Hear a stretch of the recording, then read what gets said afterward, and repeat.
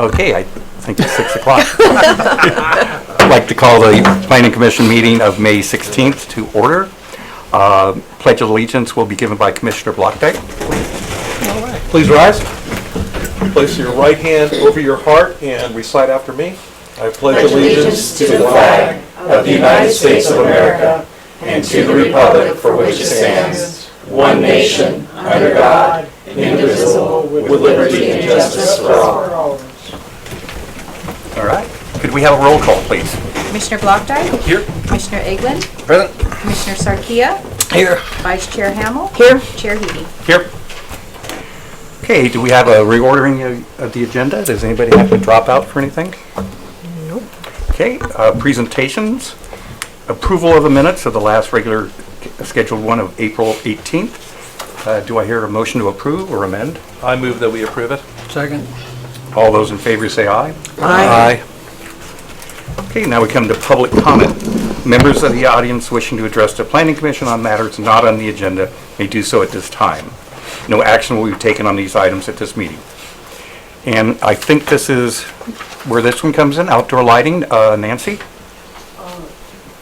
Under item 3. Okay, you want to be under item 3. Okay, gotcha. Consent calendar, continued public hearing, none. New public hearings, none.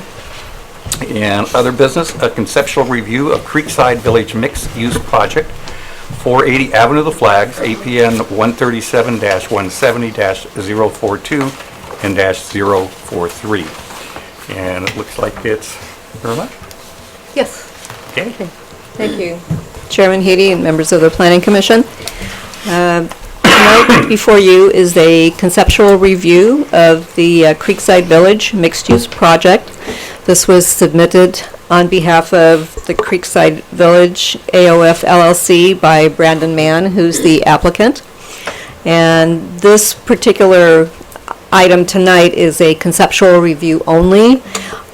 What that means is that the applicant is bringing this project in before the Planning Commission just for comments, feedback. The project has not been reviewed by staff on a detailed level for compliance with the zoning code, the avenue flags, specific plan, or the community design guidelines. But this is a something that we offer applicants to come in without having to do full-blown plans and to present their concept just to get some initial feedback from the Planning Commission so they know what direction to be heading in. So with that,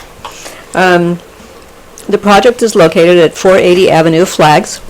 This is on the southeast corner of, here we go, southeast corner of Avenue Flags and 2nd Street. It is opposite the 518 mixed-use project, which was the Art Deco building that was recently approved. So this is directly across. And this project is obviously in the Avenue Flag specific plan. It is also in the 100-foot flood zone boundary, so this entire area is within the 100-foot 100-year flood zone. Sorry. Zaka Creek runs at the rear of the property, and a 50-foot setback is required for buildings from this location. And along here, there would be a requirement for a public trail access and public trail to be installed, continuing what the Buellton Heights apartments, which is the Chumash apartments that installed up on that northern portion. The site is 1.64 acres approximately, and the current use is multifamily residential. There are approximately 19 tenants living on the property currently, so that's something that would have to be addressed as part of the project. So this is the Avenue Flag specific plan area. This is in District 4, which is opposite the median 4 area right here. This is the project site. This is one of the 4 corner properties that front on this main downtown intersection, and this is where the town plaza is proposed as part of the specific plan. And these 4 properties here are all slated to have a corner courtyard type building per the form-based code. And the design so far looks like it's something that is definitely in line with what was envisioned in the specific plan. So the vision, as the applicant has stated for the project, it's a commercial and residential community that attempts to create a sense of place on the Avenue of Flags and act as a catalyst for future development on the Avenue and in downtown Buellton. It seeks to create a distinct identity and architecture for the downtown area and has used the Art Deco design as inspiration. The project consists of the ground floor. There's commercial uses on the ground floor, approximately 12,000 square feet, and it's a mix of retail and live-work units. As I mentioned, it's a corner courtyard building, town plaza corner. These ground floor units are oriented to the street and seek to create a walkable, shoppable Main Street environment. There is also parking on the ground floor, and the parking serves as a podium to support upper stories that will be built above it. So the building itself is a total of 3 stories, and the second and third floors are proposed to contain residential apartment units. 63 units are proposed at this point, and they are a mix of studio, 1-bedroom, and 2-bedroom units. The proposed density is 38 dwelling units per acre. And in the specific plan with the Development Opportunity Reserve Program, where there are development incentives considered in return for public benefit that the developer would provide, the range of density that is allowed under the DOR program is 20 to 40 dwelling units an acre. The building height that's proposed is 38 feet, and the DOR program allows a maximum of 50 feet. So this is just, actually the 38 feet is only slightly higher than the 35 feet that is allowed per the baseline underlying zoning in the CR area. So the building itself isn't as high as one may think for a three-story building. Because this is a residential project, it would require a 15% inclusionary housing requirement be met, and this translates into approximately 9 to 10 affordable units. And there would have to be potential replacement housing provided for the existing 19 tenants. So the potential incentives that would be considered or be sought for this project is to allow for increased residential density and the building height. The baseline zoning, underlying zoning, as I mentioned, will allow for 24 dwelling units an acre, 35-foot height, and the proposed project is 38 dwelling units an acre at 38-foot height. I went through what the specific plan allows. It's within the range that's allowed in the DOR program. And the other incentive that would be sought is for the parking spaces. Calculating out the required spaces for this project, they would need to provide 132 spaces on site. And as currently shown in the site plan, they are providing 112 spaces. So they are 20 spaces short at this point. Potential public benefits that could be considered for this project is for the developer to construct an off-site parking lot that could serve the project. They could contribute to the median 2 parking spaces and or improvements on the median. And they could also consider constructing the public restroom on median 3. These terms for the Development Opportunity Reserve Program are items that would be negotiated throughout the project, probably with the help of the city's economic development consultants, and it would be vetted not only through the Planning Commission but also through the City Council because of the DOR program. So we'll go through the project plans just really quickly, because I know the architect and the applicant are both here, and they also have a presentation, and they will be able to go through this in much more detail, much more information than I am able to provide. But these are the plans that were provided, the ground floor plans. As you can see, the commercial units all front on either Avenue Flags or 2nd Street. Entrances to the parking are here, and this is all ground level parking that really would not be seen from the avenue, not too much from 2nd Street, and the facades that they're building, or proposing to build along 2nd Street would serve to create a nice entrance for the garage. So this is the creek at the rear, and there's a 50-foot setback that needs to be observed from the top of bank, which they have indicated is right here. And this area is shown with landscaping, potential area for dogs, pet-friendly area. Second floor is where the residential units start, and this gray area here sits on top of the garage structure. So this is the top of the podium for the garage, and the residential units are here. This is the open courtyard that comes in from the street. And then and this is the creek area that's open to the ground, obviously. And this is the 3rd floor. Residential again. The white areas are open to the below, and the gray areas denote where how the units would be accessed. These are the concepts for the unit plans. 2-bedroom, 1-bedroom, and the studio units. And an indication of the design inspiration that was used to design this particular building, and it's all in line with the Art Deco. And conceptual renderings of the project.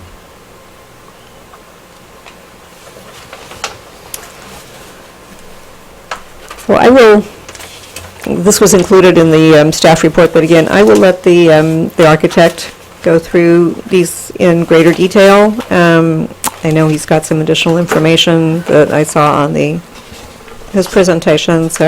But basically, this included in your staff report in the packet was total 63 units, and the breakdown, calculation of the parking requirements, and how the unit mix was going to blend together.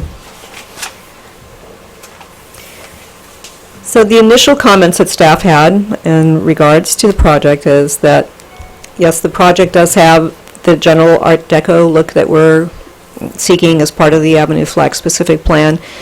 We are looking for additional Art Deco detailing and maybe a little bit less of the Spanish Revival styling. I think just enhancing the Art Deco detailing would go a long way to the vision that was sought for the specific plan. Enhanced landscaping. I know they're working on the landscaping, so this is currently just a concept, but we would require enhanced landscaping to be shown. And included as part of that would be Zaca Creek restoration that they would have to work out, and installation of the public trail access along the creek. Also, they would need to show us how they're providing the residential open space requirement that is required by our code, and usable amenities that would be made available to the residences on the property. We'd like to see a little bit more thought put into the pedestrian circulation and accessibility to the residential units, especially to the 3rd floor units. It wasn't clear whether there was going to be an elevator. They are showing 3 points of circulation access to the residential floors. They may need to consider the elevator and also proximity of the units to the point at which they're accessing. Convenience to shopping, drop-offs, and other such things. I know that they're considering all of that, and and further iterations of the design will likely have some revisions to address those items. Vehicular circulation also needs to be addressed. They want to, consider parking lot safety. They want to have a conversation with the sheriff's department, and we would actually circulate this to the sheriff's department to make sure that any issues they had for parking lot safety would be addressed in the plan. One of the things that we are requiring, and that is required in the specific plan, would be secondary access, through access at the rear of the property, and that is not currently shown on the plans. Also shown was the dog run relief area in close proximity to Zaka Creek, and the applicant may want to consider how to address the potential runoff of any dog waste that may occur in that area in such close proximity to the creek.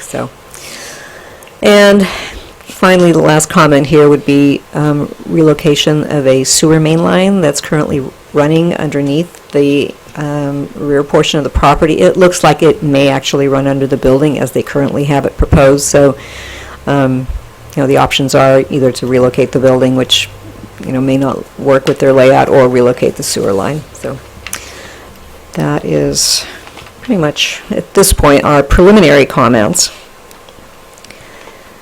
Additional comments with regards to entitlements and discretionary actions. It's likely that this will be requiring a final development plan. As I mentioned, there will be the development opportunity reserve terms to be negotiated, and this would be memorialized in a development agreement. And there may be a potential for a lot line adjustment and a track map, depending on if they are doing any of these units for sale or how they're configuring the project. So those items will be known once a formal application is submitted and we take a closer review, more detailed review of the plans.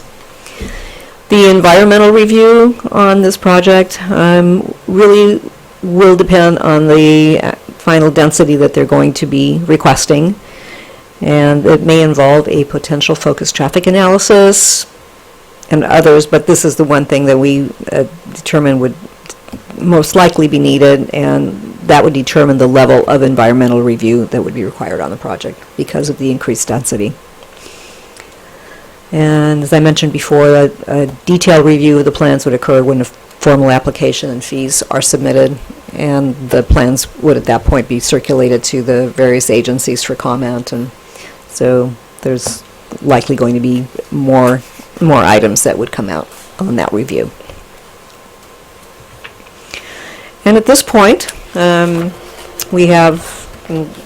we will be seeking the Planning Commission's comments on the project.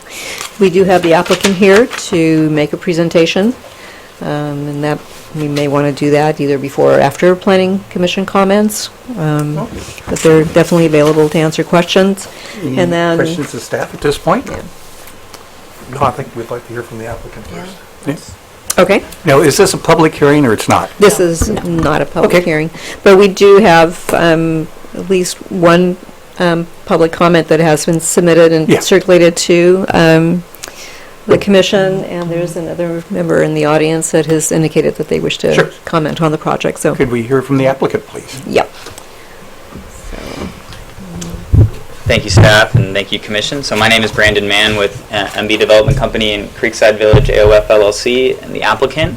So first, I want to thank staff for their presentation. I've been working on the Central Coast, developing apartments for sale, working with many cities, and I have yet to work with city staff so adamant on smart growth, development, and really working well with the developer and being flexible. So I think that Buellton City staff and the Avenue of Flags specific plan can be an example for the rest of the cities in California. I think it's really needed, this kind of housing and development in California, and you guys are doing a great job, so thank you.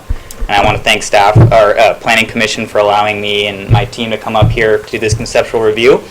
We're looking forward to working through this process, and getting your feedback now and comments will help us to create a better project when we formally submit. So I have my business partner, Walid Bayar, here with me, and then my architect, Michael from DMHA. I believe he is doing the bowling alley and a few other projects down in Industrial Way. So he has a presentation that he can come up after and answer any more detailed questions you guys have. But quickly, I did want to mention, I've grown up in Buellton my whole life. I've seen, dirt lots become shopping centers. I remember when the Albertsons area was BMX, track. I've seen, the houses come up and the growth of the wine and spirit industry. And I really think that, and I've developed in LA, Camarillo, Ventura County, and I'm really impressed with, how everything's happening in the San Ynez Valley here. And I think Buellton is kind of the crown jewel of the San Ynez Valley right now. And I think over the next few years, it'll be the crown jewel of Santa Barbara County. And I was really happy when I came in about a year ago to see the Avenue of Flags specific plan and the intent to take Avenue of Flags and create a suburban downtown Main Street. And I think that going through these types of projects, we're taking a little bit of a risk being the first kind of big one on the avenue, but I'm hoping that we'll set an example and be a catalyst for others to help grow Avenue of Flags. I know there's not that much room, but I think that if we do it right, it could be a really great place that people come from all over.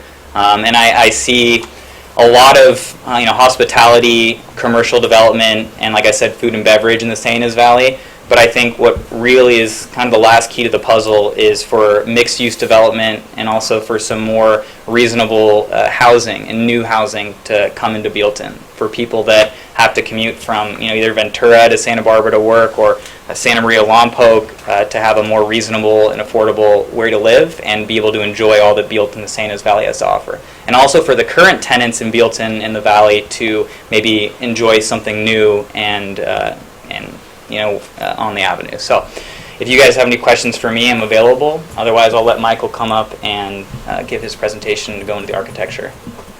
Any questions? Let's hear from the architect. Okay, thank you. Thank you.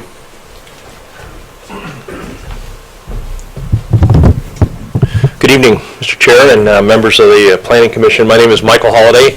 I'm an architect with DMHA Architecture and Interior Design. We're excited to be working on this project, continuing as part of the many projects we're involved with up here, and especially working with Brandon and Walid, who really have a great vision for what this project could become, and have already kind of spoken to their experience with the planning staff so far. Very, very positive and kind of encouraging when we're dealing with the rest of Santa Barbara in so many different ways. We've already covered a lot of this. This talks about where the project site is located, so we can kind of go through some of this pretty quickly.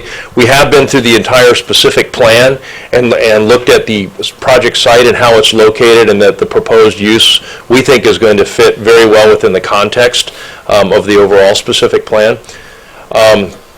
We'll dive down and dig a little deeper into the specifics of the sites. We can kind of go beyond this one, and we have had a full boundary and topo survey done, and as Irma mentioned earlier, the Zaca Creek is defined right there on the side, so we've been trying to determine not only our property lines, but all the existing top-of-bank setbacks and existing buildings on the site, existing flows and floodplains and all of that information. So that's this is as far as we've taken it, but we're starting to get into the details right now. This ground level plan, you kind of saw it in part of our initial staff presentation. It indicates right here where we're trying to wrap the front of the building and the side of the building to continue kind of this street front presence that is, if you read through the specific plan, that's a big part of what is important. Also, we've opened up the corner of to the town center here. So this corner courtyard and some sort of water element, and opening this back up. Maybe these are outdoor cafes or restaurants or something that really enhance and work with that corner area there. These are the circulation towers that we've identified for vertical circulation, bike repair, maybe some kind of fitness center here on the back side, and then tried to work this. We've got 2 or 3 different schemes on parking, so here's just the one that we have come up with that sort of seems to be most efficient to allow you to drive in through here and drive out through there, and then back. Of course, back here is where the edge of the podium would stop. So we'd have a vertical circulation area there, and there's our 50-foot setback. So we have indicated where that dog run area would be, and we're just pushing for parking. So that's why we've parked this little area. If that goes away and you need to get through there to the next sites. Those are some things that we're going to need to address. This is 2nd Street up above, and this is Avenue of Flags right here, so we're trying to work with the existing infrastructure and street front parking. Mike, could you go back to that slide? Yeah. Okay, so the second and third floor, or the second one is on a podium. That's correct. And where are the posts located for this podium? That's where they're going to be, that's what these little areas here are going to be. There's column there, column there, column there, Okay. column there, column, that we haven't identified exactly, but that's, Okay, so Yeah. that's not going to reduce the parking? no, we've already kind of planned for that. That's why these little areas are right here. We've got a couple other plans that we're looking at. We're trying to come up with the most efficient way, but structure's already been planned for. Okay, Yeah. thank you. Let's go look at the next plan. And on top of that podium, I think staff did a good job sort of summarizing what the concept was. These are our first sort of loose conceptual drawings. We have looked at a number of approaches to the project. This one seems to be the one that works the best. So this opening would be a 2-story opening that would sort of address and enhance, we feel, this the town corner right there. These would be the residential units, the 2 bedrooms that we've identified on the front.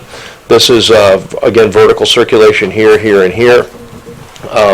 The 1 bedrooms are shown in sort of the green color, and then the studio units are identified as kind of where we just placed them. What we're trying to do is create a little urban village, so the idea of Creekside Village really has some meaning. And we think with some additional landscaping, this could become really a safe place and also a great place for people to live and enjoy the outdoors up above a parking podium. So that's the concept. This is the third level floor plan.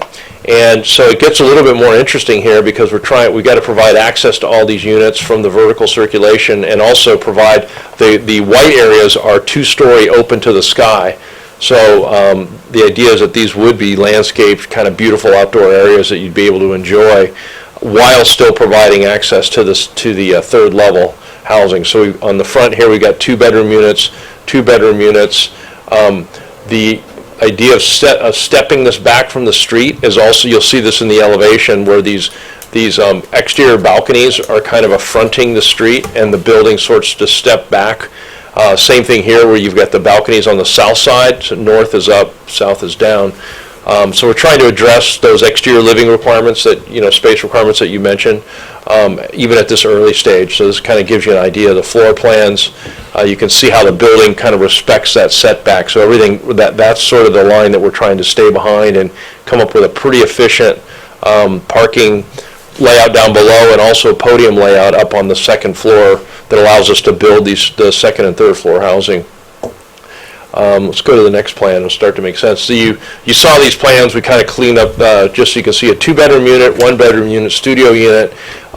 Again, these are preliminary, but they work, and we're sort of showing how you can do an efficient little 2-bedroom unit and lay it out in a way that's going to be nice. The next thing we got to start doing is opening up windows and exterior balconies and things like that. But right now, this was just sort of since we're at this concept stage, really trying to work on project feasibility and get the programming just right. We also reviewed the specific plan and looked specifically at the design styling that's been called out, and we've addressed almost every one of these items, and we can go through them in detail. But we've taken not only the specific examples that were provided for Art Deco design within the specific plan, which is what these are all called out, with towers and vertical projections and a lot of the details. We agree with staff that we want to develop this further, but we've just tried to kit it to you at this early concept level. And the next series of images were some ones that we pulled together that kind of reflect the level of detailing that we think would work on this project. Just, again, a simplistic, and really interesting, I read through the whole rationale for the Art Deco design, which I think makes a lot of sense. So we're kind of excited to be able to sort of set that tone on Avenue of Flags, and these are just some reference imagery that we think makes sense. These are the elevations. This is the north elevation of the project. This would be the 2nd Street elevation looking north, and so we've in the perspective renderings, I'll talk about how we've used the form-based code to articulate the zoning here, but essentially this steps down. And again, this is very loose and conceptual, but as we wrap these arches back, little break between the building, these are the vertical circulation elements right here, and then this becomes the housing that faces up onto 2nd Street. This shows the pedestrian scale that we're trying to create out there on Avenue of Flags, so we think this could be a pretty dynamic and really interesting elevation that would set a tone that people would really get excited about. This kind of zooms in a little bit more to show you parapet heights and height. We're trying to kind of balance cost efficiency with also the building height. We are above the 35 feet, only by 3 feet at the very top parapet. We may look at even increasing that more, but we've got a 14-foot plate height right here from first floor ground level, so the 2nd floor is a typical standard podium height. That should be fine. The next are 10-foot plates, which are about minimal, so that would give you an 8-foot clear, maybe 8'6" in the residential units. So we're trying to just be cost effective in how we design the units, because every foot of building that we add adds significantly to the cost. Shows the roof level at 34 feet, the parapet level up at 38 feet, and it just gives you an idea about how these stepping back the 3rd level really starts to enhance the building, and you'll see this in the perspective sketches in just in a minute. This is more the vertical form-based code application on Avenue of Flags. So we tried to kind of use a couple different ideas, and so it seemed to work pretty well that this would be the way that you'd be able to orient. This is looking west, and it's facing Avenue of Flags. So this would be up at the 3rd level where you'd have housing up here. This is the 2nd level up at the podium, and this would be ground level commercial, which we're excited about activating that pedestrian corridor along there and creating a nice sense of space and place along the streetscape. This just speaks to the overall heights and the way that those lay out with the podium level, and then the 2 10-foot plate heights for the housing up above. Just to go into some of the detail, we've already covered this a bit, but this we've provided what we're trying to balance square footage with parking and housing, and trying to maximize the sort of highest and best use of the site. Overall, we've got 70,728 net building square feet on the site, and then we've identified rental for their pro forma, and then also looked at building gross areas. So we've got a whole breakdown. If you're interested, we can kind of run through this, but essentially trying to really think it through even at this concept level about how much we've got. Next slide has more detail on how that's broken down.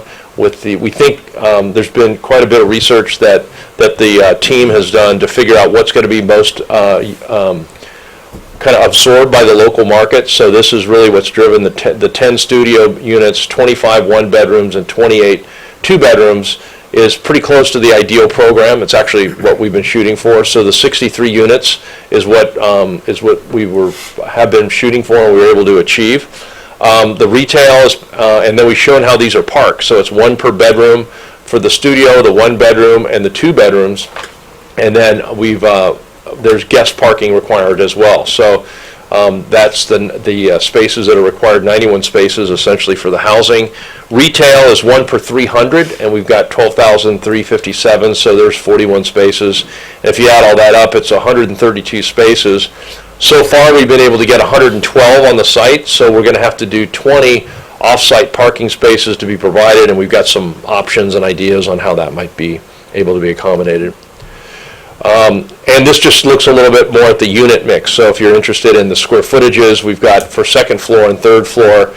This is a little bit still in flux, but pretty efficient little units. 546 square foot studios, 676 square foot 1 bedrooms, and 936 square foot 2 bedroom units. So they're sort of affordable by design, but livable. Not something that's unreasonable. So that's kind of a unit mix statistics.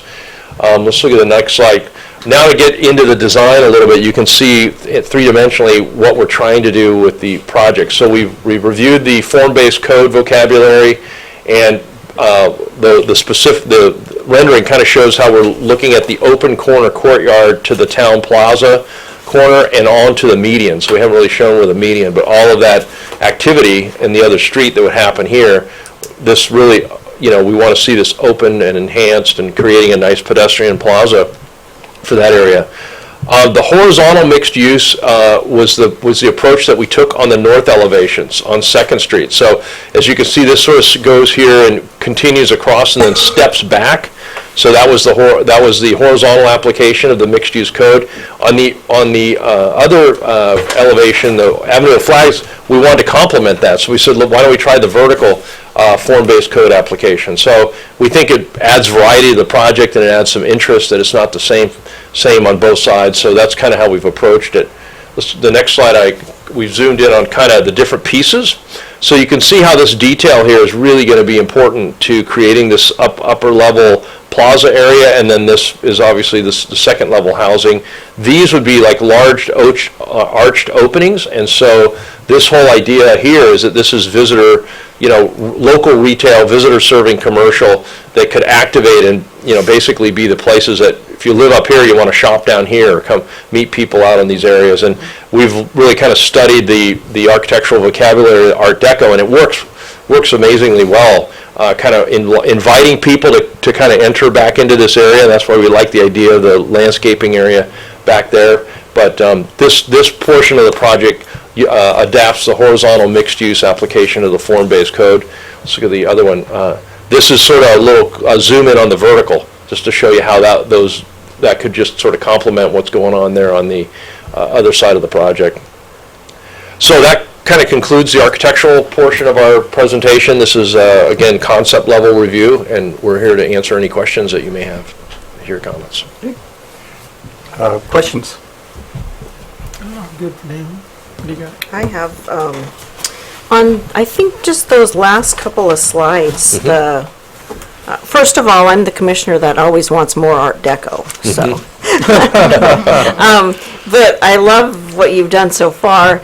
On the elevation that faces 2nd, and you were just talking about how it's stepped down, and that to me almost reads a little bit more Moorish, and the Santa Barbara and the arches and stuff, and so I actually prefer the elevation that faces Avenue of Flags a little bit better. So I was just wondering if, maybe some of those top parapet parts could be squared off a little bit or something like that. Sure. Yeah, really you could take either one of these and go with it. That's why we said, let's look at it both ways and just see what, we could certainly study that in much more detail. And I really like the examples that you had pulled out, all those pictures, and so that's my only comment about that. It's a really nice transition Yeah. from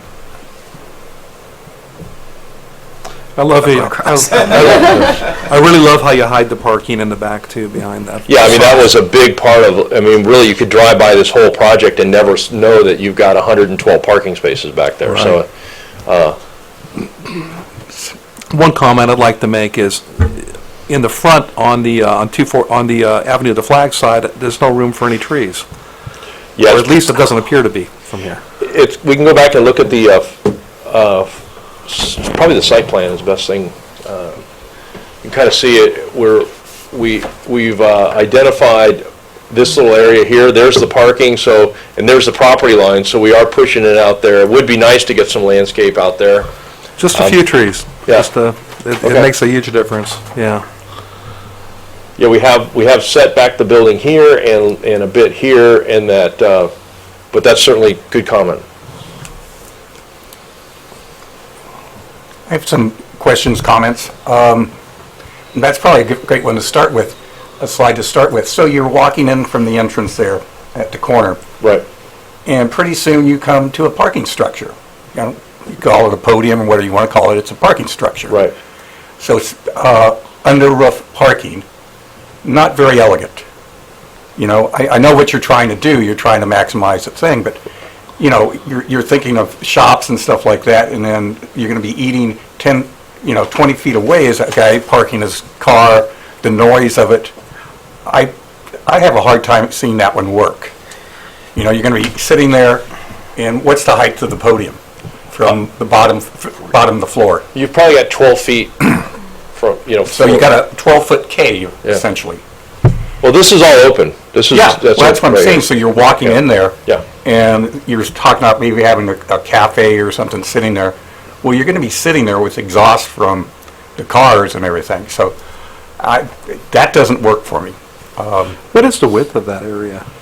Well, this is about 25 feet across here. Okay. So it's a small little outdoor cafe. I mean, that's kind of what we were trying to do. And also keeping it open was for specifically your comment that you didn't want to walk in under that. So having these small scale spaces, it's. Well, and I can agree with staff that would be a real safety issue at night. I don't know what your ideas of providing safety, because essentially you're in a parking structure late at night. I don't know if you'll provide security. I would think you would have to on there. Then I noticed that, nice to see that you're doing something for the animals, but you have nothing for the people. So you have a potential, just a rough count, 116 residents there, and I'm sure there'll be a lot more. And there's no amenities. There's not any place to play. There's not anything. Just a park across the street. Yeah. So, I mean, second floor, You can go look at that. you're on a big podium. There's nothing to do, and I'm sure you're going to have. I'm sure you're going to have kids there. So I don't know where they go. I mean, you provided something for the dogs, and that's going to be an issue too with the creek there, but nothing for the residents. I've got here recent changes that were made that says open courtyard that looks like it takes over some of the parking just to the right of the entranceway coming in. Is that correct? If you go to the next slide there, I'm not sure. Just to be clear, this was sort of this. That's a Oh. suggestion. That's from Got it. Peggy. Yeah, I mean, our idea here, just to respond, was to leave that open, and then this is, we're trying to sort of create that level of exterior living space that is right outside, up secure above the parking.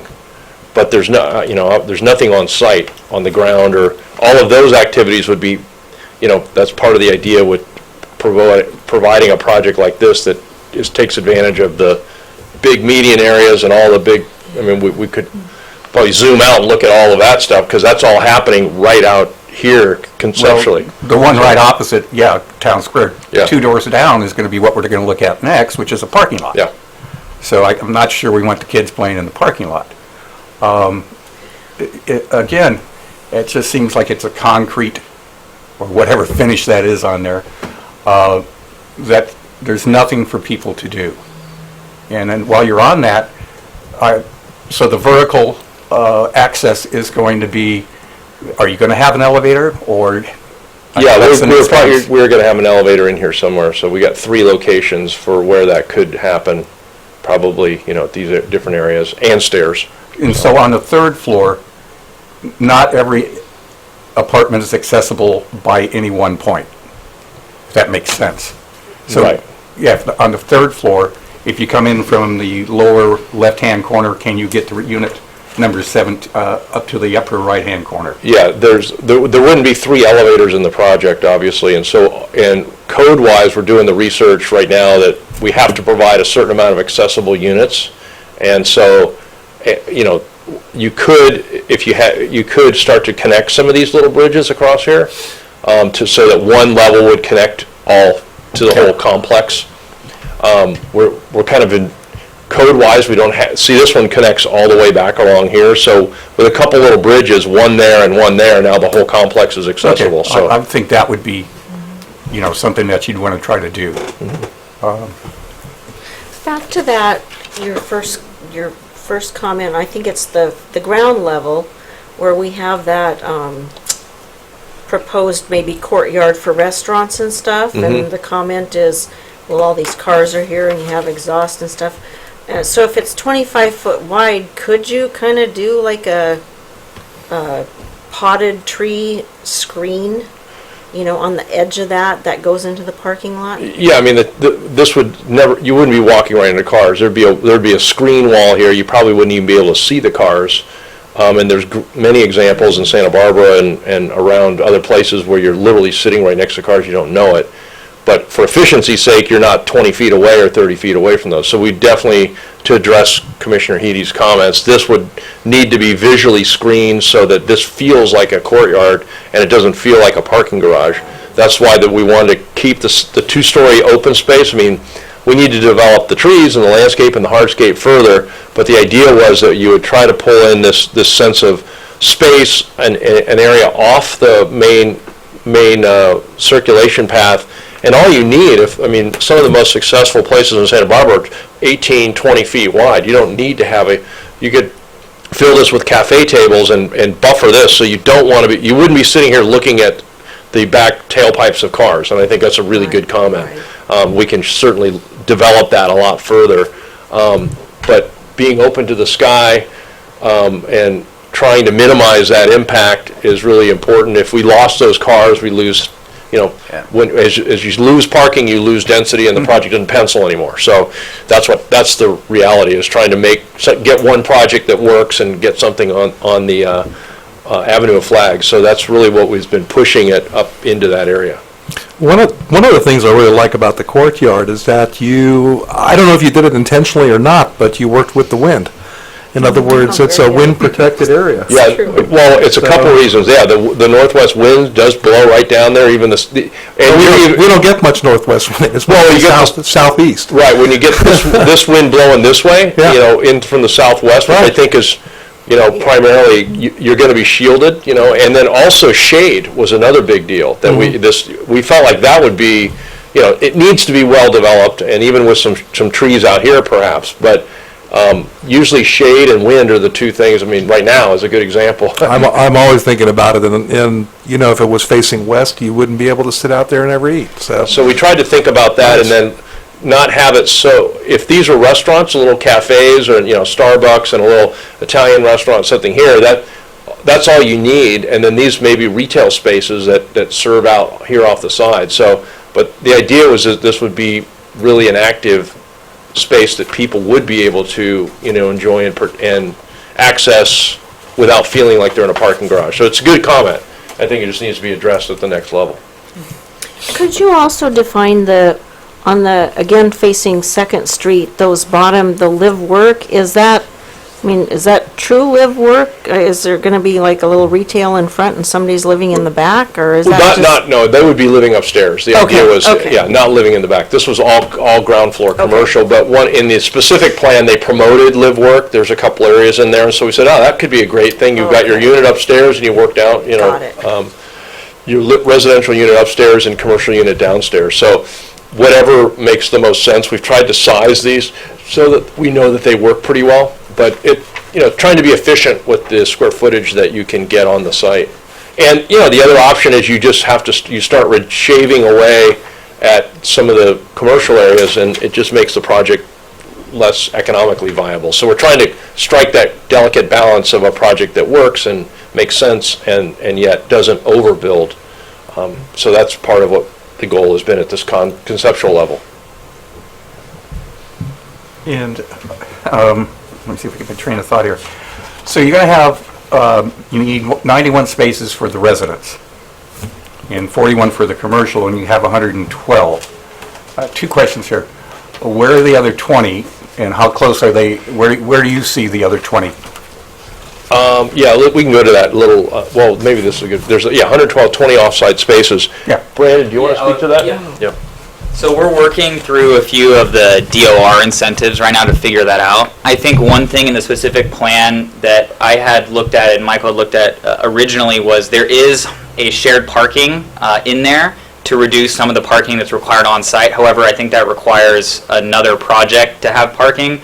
But my thought was, and Mr. Chairman, to your comments before about amenities for the people, we're hoping that the avenue develops, but I would love to have more amenities for the people on the site.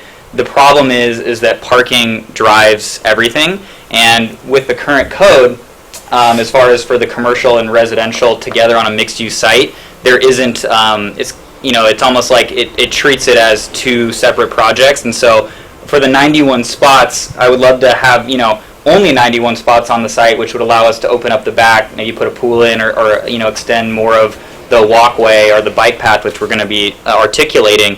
But for the 40 spots for the commercial, I was hoping that as the avenue develops, people would be parking on the median or around here and walking. I don't think those 40 spots that are required on site for the retail, people are going to be filling them up. They're going to be parking along the median or along the avenue as it develops and walking to the streets as, there's more projects. So for the current 20 spots that are off the site, we're either going to look at working with median 2.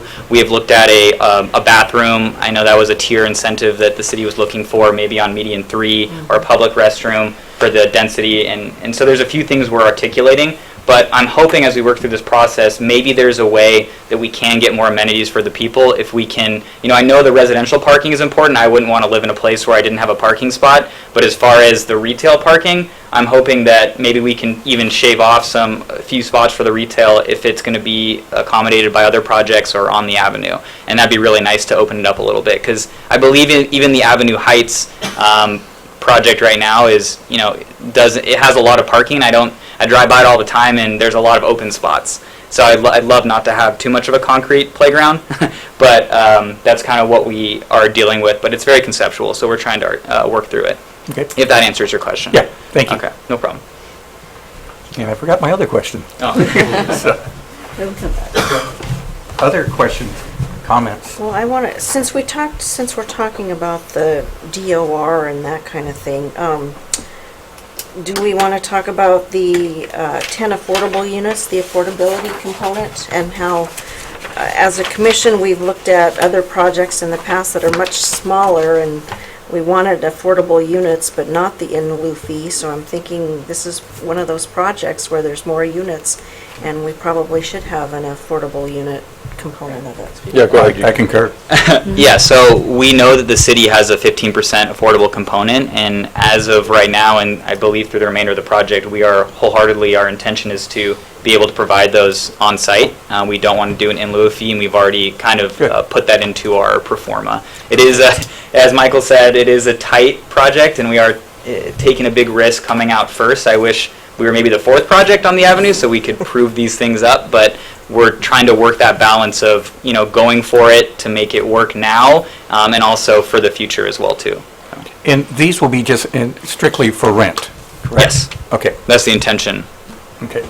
Because they're not being built like townhouses for sale or anything with...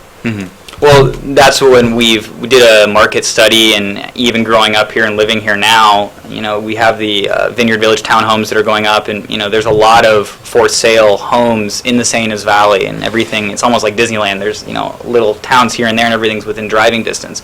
But one thing that I noticed is there's no real place for anybody to rent. If you want to rent something, you have to rent something that's 30 years old, somebody's barn or somebody's house that's out of town. So I want to provide that rentability to the avenue.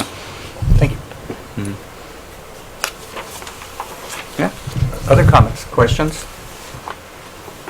This isn't necessarily for you guys, but how would the relocation of the current occupants of the site work?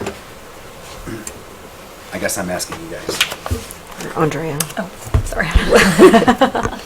If you want to, there's state guidelines actually that prescribe the provision of replacement housing, and so that's something that we would work out with the applicant. I mean, there's options that are available, like it could be that they are provided first right to rent some of the units on site. It could be possibly additional affordable units that are provided on site, or they contribute towards building off-site or finding replacement housing. So that's something that we would work out with them to determine how that will work. Okay, thanks. Our first intention would be to have the current tenants have a first right of refusal for the 9 or 10 affordable units, and then we'll figure out the rest with staff. Yeah, but the replacement units, though, would also, you'd have to provide for those tenants in addition to the affordable units that you're required to provide as part of the inclusionary housing. I see. Okay. Other comments? No, so much was addressed. Okay. Do you have enough direction from us for comments, or would you like some furthers or some? Well, certainly we would appreciate any further thoughts that you may have, and I think any thoughts that you have at this point, also for the applicant, would be helpful going forward. I think we covered a lot of detail, and I think there have been a lot of really good questions asked. Okay, I noticed that you added in some of the issues that Peggy brought up from her thing. into your staff comments. So is that now something you'll be working on? We don't have to bring that up, or, Well, we can. I mean, the bike trail, At this and point- some kind of an accessibility in the back? Correct, so those things are addressed. Though I don't know that we have to have two-way access in the back, but, you know. The secondary access is something that was shown in the specific plan as a desirable feature to have, and it would require that through access be provided in context with the adjacent property. So currently, they are showing parking at that location, so whatever circulation pattern is worked out for Is that it not rear. able to be moved? I don't know. I could speak to that. This is, our early conceptual, and we're working through an iteration, but we are fully intending to open up those spots. There's actually a few parking layouts that we've achieved in theory that we could almost park everything on site without having 20 off spaces as well, but we're going to be opening up that back, because I believe that was a comment from another council member as well too, who was, referencing the specific plan as something that they want to see. The access through all the way. And I've talked to the adjacent property owner, and he is okayed that with us to be able to work with us on that. And as far as the bike trail that connects to Avenue Heights, we're intending to have that, through that back landscaped area. We're trying right now to figure out, I know that is a recommendation on the specific plan to provide it. I know the city wants it. Right now, we're able to not deal with fishing wildlife or fish and game and any of the county agencies for the creek on this plan.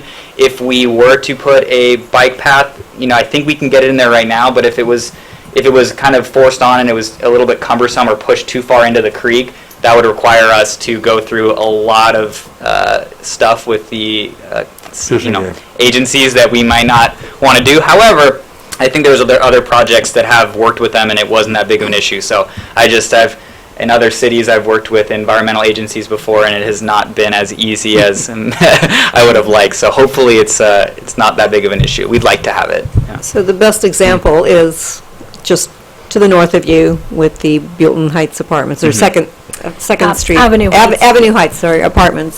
So that trail that was put in there is an example of what we would like to see Yeah. continued. And we'd along like the to have creek. that in there too. And that project did work together with Fish and Game and to achieve some of the restoration that was done there. So that's a perfect example, and it was not, as I understand it, too terribly of an onerous process. Okay. Well, we hope. mean- We'll be exploring that soon. Thank you, Brandon. No problem. What about the bike path that's currently on Avenue of the Flags? Would that continue to be there? Along with, you're saying a bike path in the back there?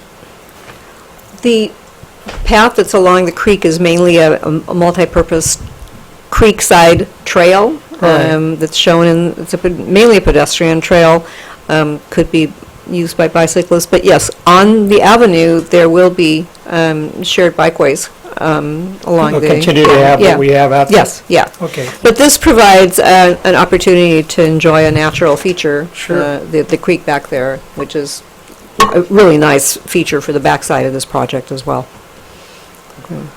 And just to clarify, Bob, your comment about the stuff that was submitted as public comment, I don't think that actually, it goes on record, but I don't think the developer actually has to address anything No, unless but it went we from have public specific comment questions. to staff Okay. recommendations. That's what I was Okay, asking. okay.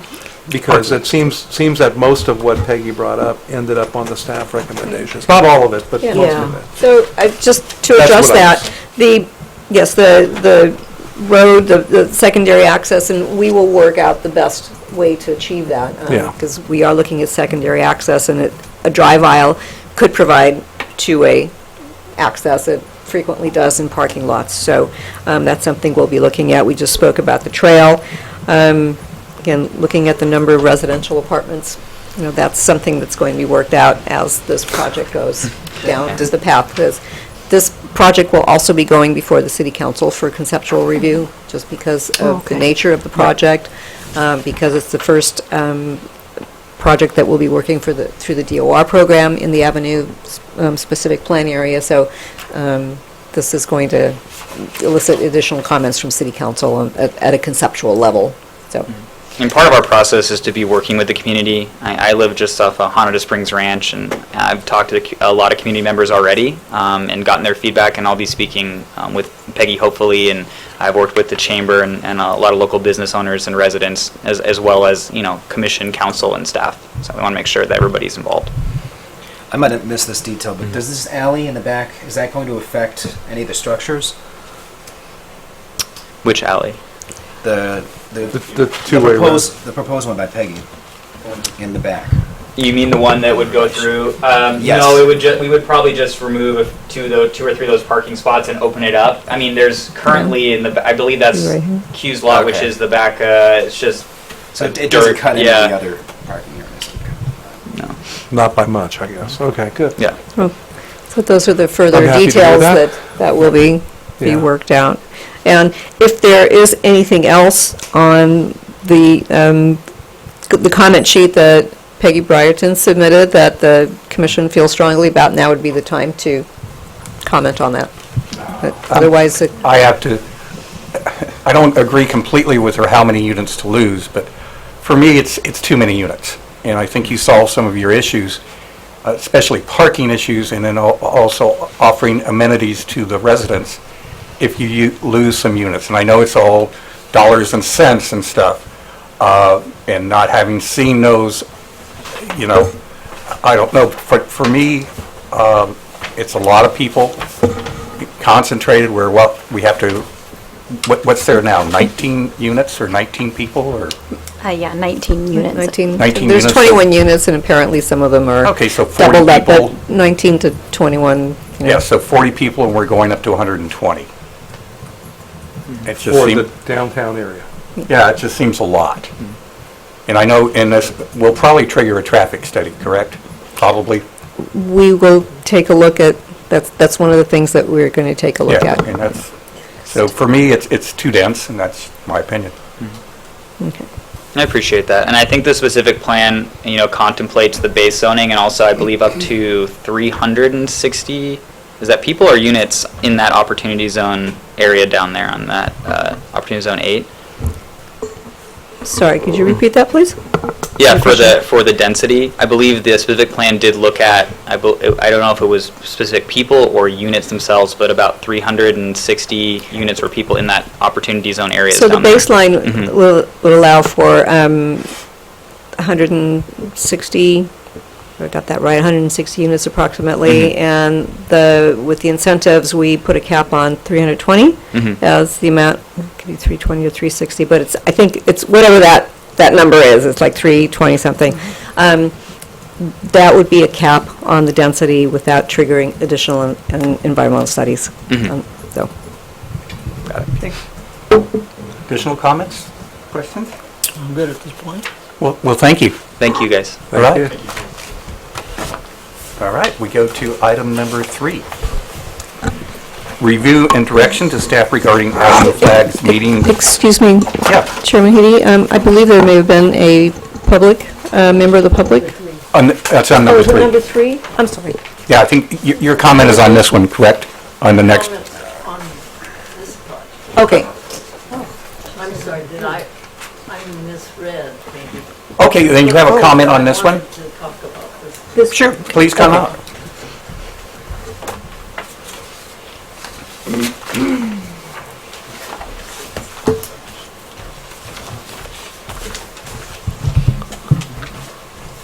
Dan, I know you already have our brochure. Okay. So there- Yes, I have several.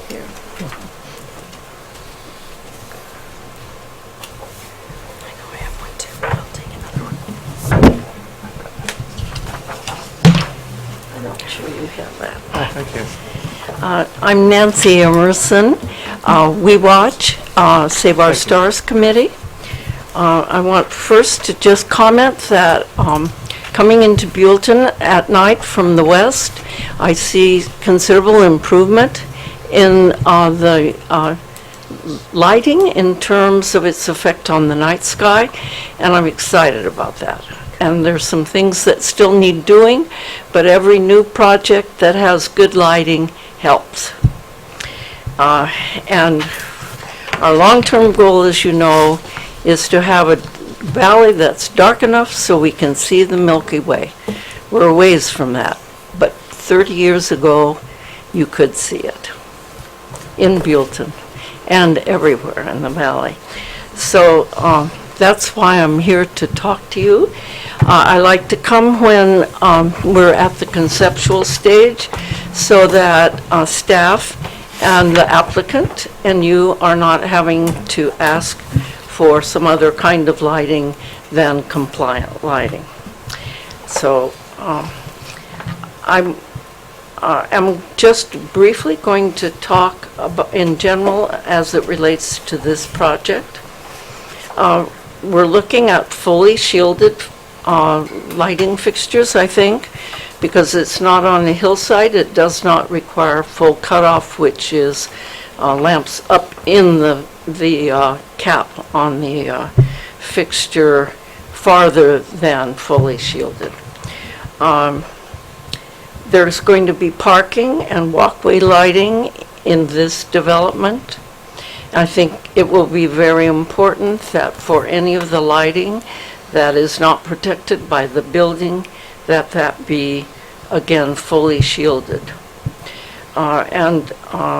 You're going to be concerned about the height of that lighting. You want it as low as possible. That may mean additional fixtures. Landscape lighting will be important too, and we always ask that trees and walls be downlighted rather than uplighted. This is not a remodel, so that's one of the items on the sheet before you. But most developments now use LED lights, and one of the problems we've found with LEDs is that they have a greater intensity than our old incandescent bulbs. And because they're so energy efficient, it's tempting to overlight. So your staff and you will be looking at both watts and lumens in terms of being sure that you don't have so much more light than you would have with an incandescent, that you actually are making it difficult for people. We ask that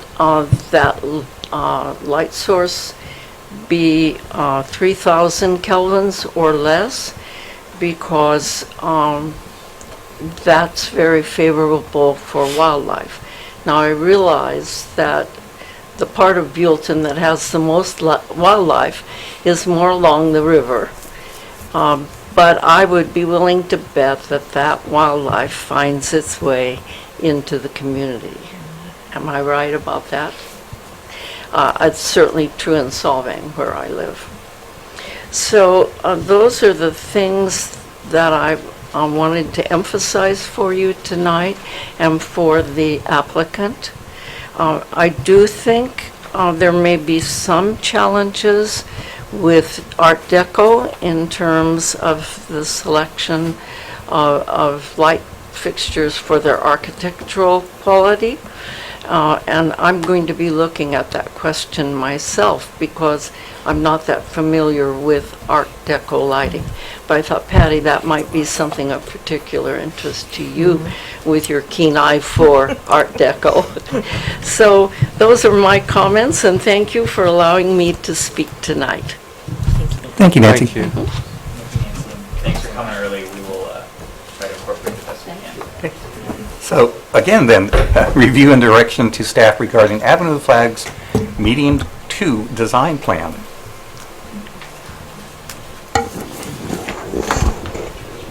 Great, thank you, Mr. Chair, members of the commission. I will be presenting this for it. I was looking at the wrong way. Yes. I'm hidden too, so it's like a voice behind the computer. So in March, we brought the original 35% concept plan to the commission and to city council. We brought all the comments that the commission provided to us and presented that to the council meeting as well. And just so you're aware, the key comments we received from city council include concurrence with the commission on removing compact, including bike and motorcycle parking. They did want to modify the parking angles to maximize the circulation through the median. And when they were fine with that, and also they were okay with the fact that we would lose parking spaces for additional landscaping that they wanted to see on the median as well. They definitely wanted more trees, more landscaping throughout the entire median. Thought it was a little too bare. They wanted to keep the existing 50-foot flagpole and to relocate it to the center. So instead of the smaller flagpoles that we have planned at the north and south end of the median, they wanted to just keep the existing one. They wanted to widen the driveway entrances to the median, and did want to emphasize that we will have signage for no oversized trucks and RVs to enter and use the median. They also wanted us to bring back and review alternative pavement and paver costs, just to look at different surface type of improvements, as they had some concerns about maintenance of the pavers if they pop up, etc. And then I think the main difference, comment that they had too, is they wanted to look at a revised layout of the parking. I think when we brought it to you guys, the parking was along the outer edge of the median, and so they wanted to see the parking so that the vehicles parked facing inside. And then the circulation would be around towards the exterior of the median itself. So with that, we took everyone's comments and wanted to, and brought some revisions here. And we do have Ron and Kent from M&S Engineers here as well, and they'll go over on the board the revisions that we brought forward. There's certainly a lot more trees, a lot more greenery and vegetation through there, and it does look like a better layout. Parking spaces have decreased, but that's in lieu of making sure that we've got good standard size parking spaces, removed all the compact. We do have motorcycle parking, pedestrian parking. The main features, we have now a pedestrian walkway down the center of the median, as well as a strip along the exterior to help for an area for any pedestrians that would be crossing the streets to get to the median itself. And with that, I'll hand it over to Kent and Ron to go over the details.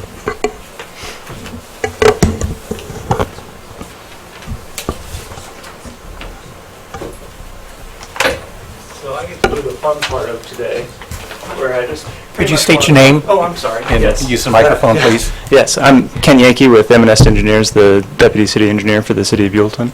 And I will be going to the board and hopefully speaking loud enough to address if that's Take okay. the microphone with you. Oh, I can take the microphone with you. Fancy. We're uptown here. Uptown here, all right. So, I just wanted to make sure that everybody understood what we were looking at as far as the layout. And so I made magnetized little cars, and I'm very excited to use them and put them on the board and show them around. So, in case you don't know, which I assume people do, but I'm going to go over it just to make sure. This is Avenue Flags going north. This is DeMassa right here. So this is southbound traffic, and this is northbound traffic. Oh, that car's heavy. Okay, that car's too heavy. But you get the idea. It was the police car. I did that for you. So, so the car's going southbound. The driveway entrances are here, and coming in here, coming this way. Then they make the turn, follow the parking, come into a stall. Everything's good. Same thing on this side. So cars keep continuing around all the way and can go in that way. So the parking is on the inside, which is, like I said, or like was mentioned, is a change from before. The cars weren't as exciting as I thought. I didn't make the noises I intended. I apologize for that. Thank you. But that's the general idea of the layout and of how we want the cars to circulate. Again, we're not going to, we're going to sign that we don't have the larger vehicles going in there, as they won't be able to make the turns and the radiuses and things of that nature.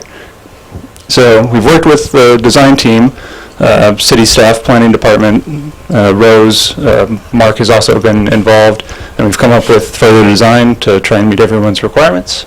And I would like to introduce Ron Milligan, who did the landscape design, who worked on the layout. Got a couple other questions. Oh, questions for me? Yeah. Now, from the center sidewalk, from the edge of the center sidewalk, say the bottom part, or whatever, how far is it from the center sidewalk to the back of the parking lot? So you're talking that distance here from there to here? That is, I can't read that. It's on the next. It's on the next sheet, maybe. Oh, I can't read that either. Well, It says there's a 12-foot drive aisle. So yeah, 12-foot drive aisle, and then how big are this? I'm just trying to imagine, is there enough room to back out safely? It doesn't look very easy to back out to me. Yeah, I'm just, So we have changed 12-foot drive aisle, and then that would make this, let me have it over here, 17.3. So 17.3 plus 12, 29.3. So we're looking at 29.3 from here to there. This is the 12-foot portion, and cars here park. It's at a 45-degree angle. We initially came in with 60-degree angles, and now we've gone into 45. And this is a standard traffic layout, I believe, per our municipal code, that does allow the proper width for backing out. okay, so that does meet minimum? Yes. Okay. Yeah, for the municipal code. Got to use the car again. Yeah. You know, as you know, our vehicles here consist mostly of large trucks, yeah. I actually do remember, I think you were talking last time about the Crossroads development and how the lanes were stored in there. With the addition of trying to get the landscaping amenities and things of that nature, we're working on. It's a juggling act, so, yeah. Why can't you just use a continuous driveway from the south side all the way to the north on both sides, so people can just pull in off the road without all that? You coming in here? If you come, yeah, well, from anywhere along the road there, you could pull into any of those parking spaces from there. Just turn left. There. Oh, so this Eliminate both sides is what he's talking about. Right. Well, I think the idea was that they wanted some landscaping or something to make it a little bit less barren. right, and you want to control, you want to control Parking traffic safety. too. We could control traffic if we put a stop sign back at DeMassa Road or a roundabout, which would look wonderful over Yeah. there and work wonderful. So, And that would eliminate all the landscaping too. if Yeah. you Yeah. wanna keep No, that it would there. you'd still have landscaping in every one of those peninsulas that are coming off of there. Plus, if you took out the two sides, you could widen the center so that you could have more landscaping in the Yeah. middle. which I believe is actually one of our first ideas, when we first came through on the specific plan, was we had parking here.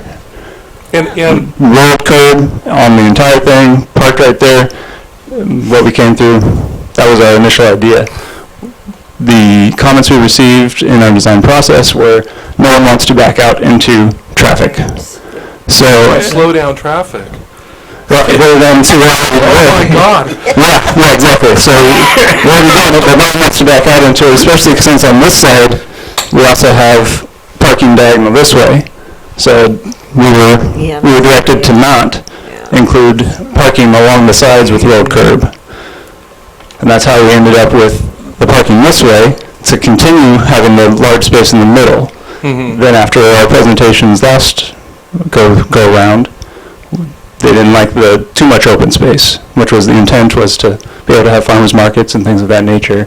So with the intent now to take away some parking spaces and break it up with some landscaping, which makes a more attractive parking lot, we've gone to this way. I see your point. It's a bummer to be the engineer. No, but one thing, in a lot of these comments that Peggy sent were ones that she and I had hashed over, and one of them was, we would like to see the sidewalk on the west and east side removed. You can leave some kind of openings or paved openings in between to let people walk through, but to remove that, increase the size of the planter area to accommodate the trees better, because right now you've got, how wide is the planter area? The outside is 3 feet, I believe. 3 foot. 3 foot to grow a tree. To grow a healthy tree is not very reasonable. 3 foot. So the trees are actually in 6 foot, 5 foot by 8 foot planters with tree grates around them. So if you'll notice here, the 3 foot strip is where my finger is, and then the gray spot here sticks out further than that other strip. So that does add for the trees. Oh, that's good to hear. Yeah. But still, do we really want people to be walking along the sidewalk there when we got a sidewalk in the middle? And if we widen the sidewalk in the middle a little bit, we could move the benches there instead of having the benches on the outside edges. Correct. That you are showing right now. Yes. Yeah, I think people would appreciate sitting in the middle more than sitting looking across the road. I don't know. I'm not sure I want to sit in the middle of a parking. Right. Yeah. Well, these are places for people to stop, people that maybe can't walk so far, Yes. But sit on the road? I don't think anybody wants to sit on the road either. Right. Probably true. However, we do want them, the intent is to try and have people see what's out there, see what businesses are on the street, so we do want them to be able to access those areas and see them. Sure, benches on a street, I know we have benches right now on 246. It's like you said, a place for people to rest. People usually at corners. At corner, things of that nature. People rest. But and then maybe we might want to think about some kind of a crossing, so that people are directed to cross in a certain spot instead of just walking across anywhere. Correct. So by having the sidewalk all the way down, we're kind of saying, walk across anywhere. Right. So we actually, in our plans, we do have the intent to create mid-block crossings at both these locations. Okay. Just kidding. Sorry. Got excited. Crossing by the driveway area.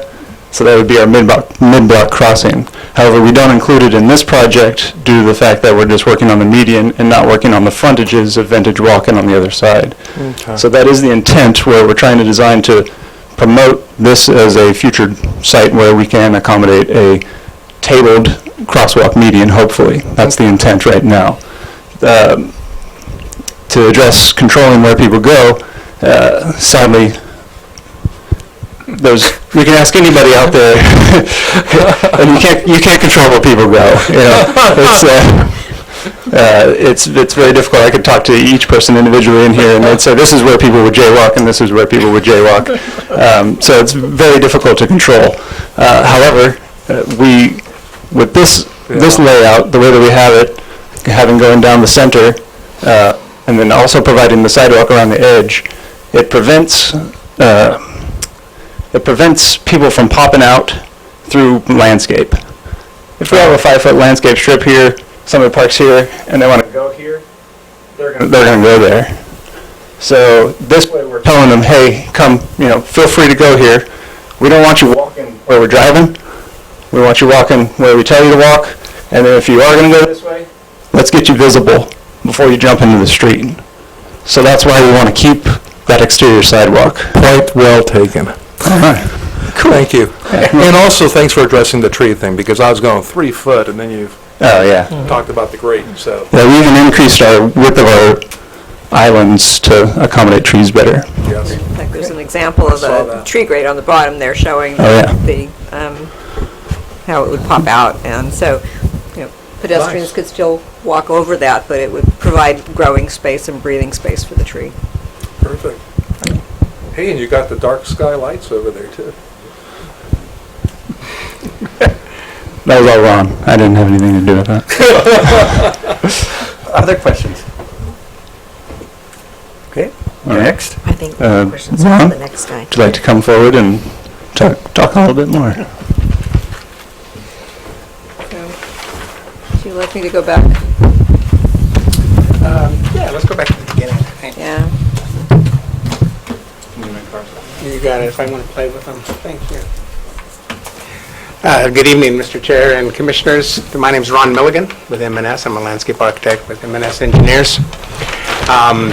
This design option that you see before you has come about through the process, as you know, from our last presentation to you at your previous meeting, as well as City Council, as well as getting together with staff, providing multiple options, trying to meet everyone's wish list.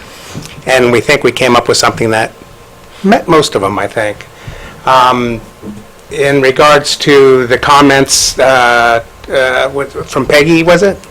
Yeah. Yeah, I think Kent dealt with them pretty well. It would be great to have that all landscape, no sidewalk and all that there, but it's like it creates its own issues, and so we tried to kind of create an area that met its primary, purpose, which is parking, but yet make it at least safe and for pedestrians and safe for people that are going to be using it. Real quick, basically what we did based on the original concept that we brought before you before, we've actually increased the landscape area now over 30 some odd %. So we have a lot more landscape area that's going to 36%, and we have a lot more trees. We've increased over, I believe, I think it's, I guess maybe 80%. So we've added a lot more tree cover, really brought the trees into the middle. We were worried about shade, especially during the summertime. But really what we're trying to do is create an area where, with the central walkway, we could use some different paving materials and get people off of walking through the aisles and really get them into the center. And then conducting them, we have it dropping down to the south, which would then connect to medium number 3 in the future. But we can also do the same thing. I think medium number 1 may become a park or something like that, so we can do that same concept on both sides. Let's see here. Really what we're trying to do is just kind of put together, a common ground with all the issues that we came up with. If we can switch to the next one there. We wanted to try and incorporate Art Deco. How would that look? We have site amenities like benches, trash receptacles, and those kind of things. Companies tend to work with you in providing custom, insignias and things, as you know we've done in the past with the city. With the tree grates, we actually have on Avenue of Flags. We have a little custom design that you guys did for that original one. We can even take it even further. What we did here is we weren't going to go through and design any kind of Art Deco moniker for the avenue, but we could work with cast bronze medallions set into the concrete at certain areas that you walk over. Benches, you can get that same design incorporated in it. I thought the lighting would be interesting, and we have down the center where we have bollard lighting for low-level lighting for pedestrians, for safety and all that. One option there's a company now that does plasma cutting of steel. And so you can create any kind of Corten steel or painted steel type of square. And I thought maybe we can even design one that says Avenue of Flags down 2 sides, and on the other side maybe has the insignia. So when the light shines at it, it actually projects the light of the. It's kind of neat. But I thought that was interesting. That's why I put that option up there. There's 2 options, 2 ideas that came from New York City. Those are cast. Obviously, we're not going to do something like those, but that's an idea of what you can do to really create some detail for that Art Deco type of design. The lighting we spoke about before, it hasn't changed, at all from because it tended to work pretty well. Obviously, when we get into design development, we'll work with light levels and we'll work with light pollution and all that and controlling all that. The paving, the main drive aisles and the parking is still going to be the pervious paving, the permeable paving. I've shown it in the sections, well, on some of the other graphics. We don't know the depth yet, but we know we're going to want to control a lot of our storm water. I was thinking on the center walkway, we can do a different paving pattern, maybe a different color paver, so it really sets it across. If we really wanted to, we can actually raise that up into a 6-inch elevated walkway as well. I have issues right now with how the cars are stopping. We don't want to do wheel stops because people trip over them. We had comments on that before. So how do we control that? So that's kind of what we need to do in our next round of design. Let's see, go to the next one there. The landscape palette as well is the same palette that I presented last time. It's all drought tolerant plant material. We're looking for low maintenance, low mess, relatively speaking. Any kind of tree with any kind of interest is going to be probably more of a deciduous type. So we're going to have leaf drop, and so we want to try and limit fruit drop or flower drop so it just doesn't become a maintenance nightmare. Trying to think of what some of the other issues are. Going back to the paving, we discussed the precast pavers and the permeability of that and how that was going to meet our needs for the stormwater management. We were looking at, and we mentioned porous concrete, pervious asphalt, and those other issues. And so we kind of were looking at cost comparisons. And as it turns out, the pavers are slightly the most expensive, the next one being the pervious concrete. But there were issues that came up, worries that maintenance might be an issue with that. And we did a study locally of Santa Barbara County, and even here in the valley, of installations and their durability. Are they breaking down? And there's really, Santa Barbara County has not had one problem, and they use it extensively in their parking lots. And that is the concrete or the pavers? That's the pavers, correct. Okay. The reason why we wanted to go to the pavers is a couple things. A lot more variety in texture, color, pattern, and all that. But there's going to come a time when construction happens or utilities may be to be. They're easy to dig up and replace. Right, so when you got to dig it up, if we have that porous concrete, if we use that, and I love that stuff in its use, but you'll never match it. It'll never match again when you go back and redo it because of the application. The process to install that porous concrete is so exact that you're going to cut through it, and you're going to have ribbons of maintenance throughout your paving. So with the precast pavers, you pull them up, you recompact, and then you reset them, and then you're still, as long as it's done correctly, you're still going to have a long-lived paving. Trying to think of what other issues. That's kind of it, if there's any questions on the landscape. I didn't look at the tree list yet. They're all off the city's tree list. They're all the approved street trees. Yeah. And, what we're trying to do, if you can back up to or actually go forward to the concept. There we go. So the trees on the outside in the tree grates themselves are going to be small form trees, actually that may match what we're going to replace the sycamores with on the other side. So possibly a crepe myrtle or something like that, to where you have a very small form, small height. Yeah, there we go. So on the outside, we wanted to keep those low. We wanted to keep them small, more of the, someone else mentioned lollipop trees, I think, at the city council meeting. Okay. And that's okay. I mean, so they're just kind of, to bring that pedestrian scale down. In the center, at the ends, we really wanted, and the entry, we wanted to go to maybe more of the specimen oaks. Get big boxed oaks in there so we have a good instant impact, something gorgeous. And then in the finger planters themselves, really big shade trees, whatever we can get size-wise. There was a comment for our original design with the planters. They were 5 feet, and now we've upped them to 8 feet wide to really give them ample room to grow. Good. So you want to put Quercus agrifolias on the ends? At the ends and in the entryway as well. Maybe we drop through. So this is going to be fun. So in the entryways in mid-block, then we'll come in with those planters as well. So it's almost like the theme tree. It sets the it sets the structure of the whole. It should be. It's our only native tree in Buellton. And it's a beautiful tree. Yeah. It really is. We have issues with handicap access. This is just one option of how we'll try and get people to the perimeter sidewalk.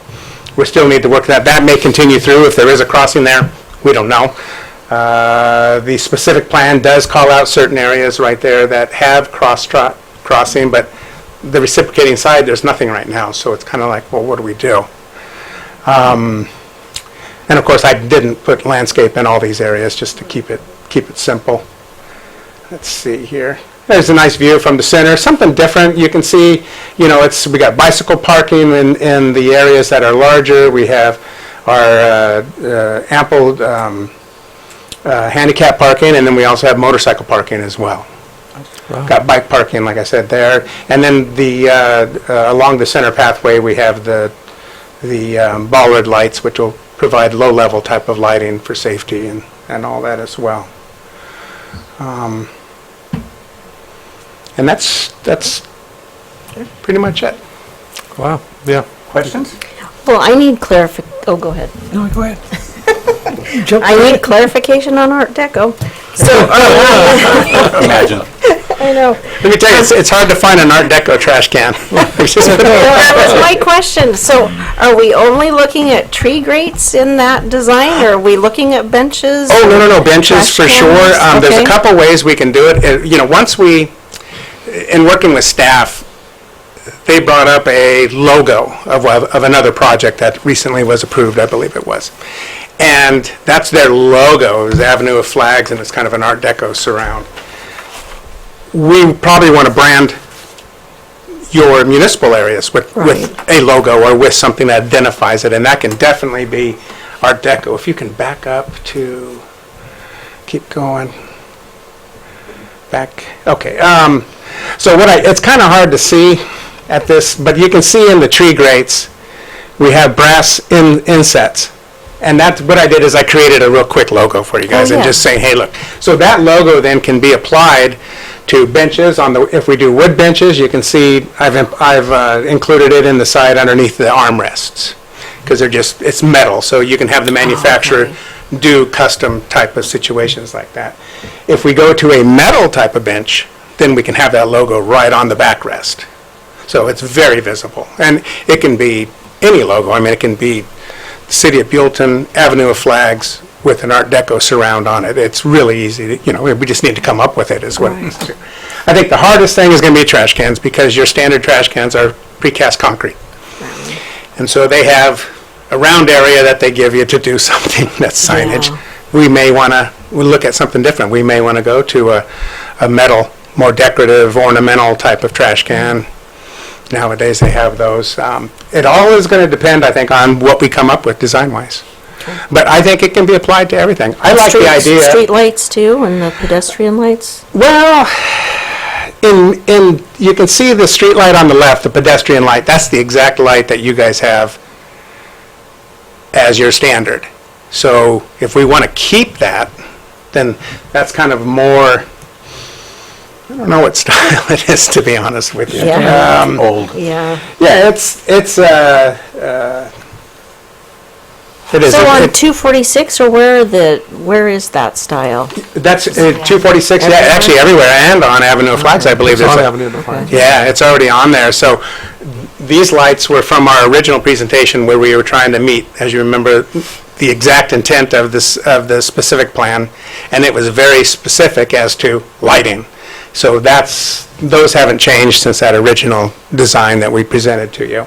Obviously, it's open. I mean, it's open for discussion and redesign.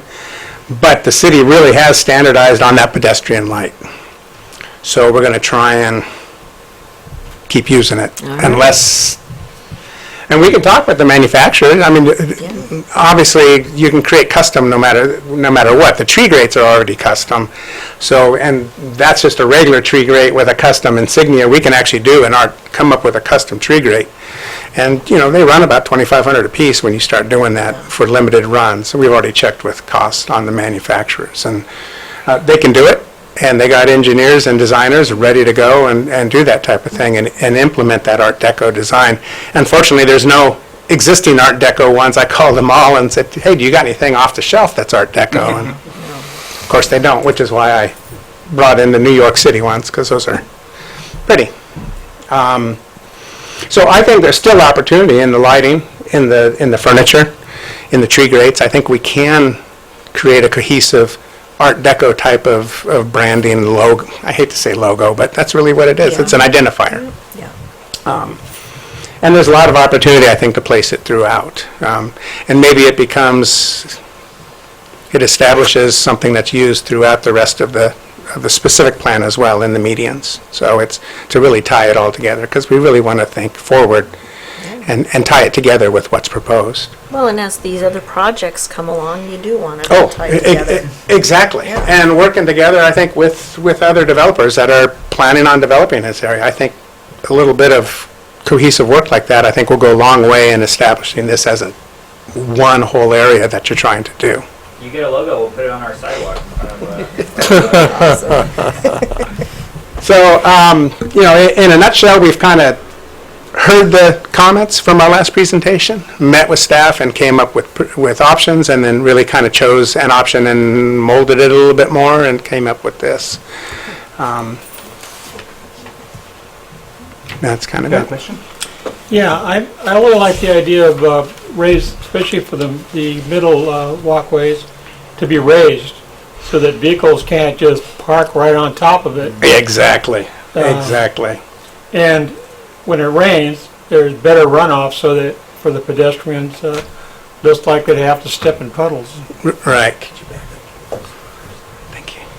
Well, and what you have is, so the water flow is coming from the lower left-hand corner to the upper right-hand corner, so it's going from northwest to southeast, with that corner being, the southeast corner being low. We wanted to, if we raise that center walkway, then we're going to want to provide for water passage under, through, or however we do it. But I agree, especially over here on where you can see the handicap.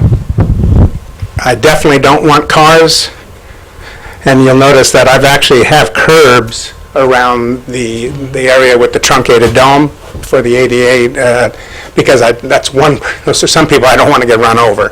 But I think the raised or curbed walkway it will need to happen. I think it's the best way to do that.